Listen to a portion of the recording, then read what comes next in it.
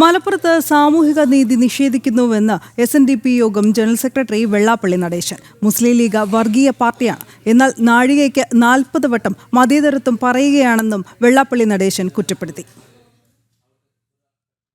ലീഗിന്റെ കാലത്ത് 17 കോളേജുകൾ മലപ്പുറത്ത് മുസ്ലിം മാനേജ്മെന്റുകൾക്ക് മാത്രമാണ് നൽകിയത്. മലപ്പുറം പ്രസംഗം അടക്കമുള്ള തന്റെ പ്രതികരണങ്ങൾ മാധ്യമങ്ങൾ വളച്ചൊടിച്ചുവെന്ന് വെള്ളാപ്പള്ളി വിമർശിച്ചു.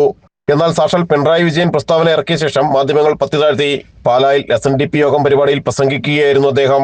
പാലായിൽ ക്രിസ്ത്യൻ ആധിപത്യമാണ്, തദ്ദേശ സ്ഥാപനങ്ങളിൽ പോലും ഈഴവ ആധിപത്യം കുറവാണെന്നും വെള്ളാപ്പള്ളി പറഞ്ഞു. ഞാൻ വലിയ വർഗീയവാദിയാണെന്നാണ്, ഞാൻ അവിടെ പോയാണ് വലിയ കുഴപ്പം കാണിക്കുന്നത്.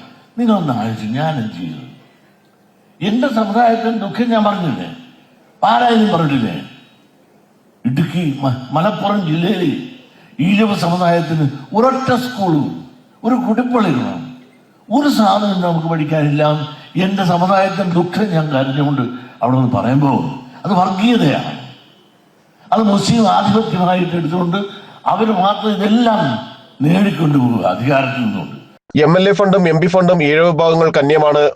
പള്ളിയിലേക്കും മറ്റും വഴിവെട്ടാൻ പണം കൊടുക്കുന്നുണ്ട്. സംസ്ഥാനത്ത് മുസ്ലിം മാനേജ്മെന്റിന് 42 കോളേജുകളുണ്ട്. ക്രൈസ്തവ മാനേജ്മെന്റിനുള്ളത് 78 എണ്ണമാണ്. SNDPക്ക് 18 കോളേജുകൾ മാത്രമാണെന്നും വെള്ളാപ്പള്ളി വ്യക്തമാക്കി.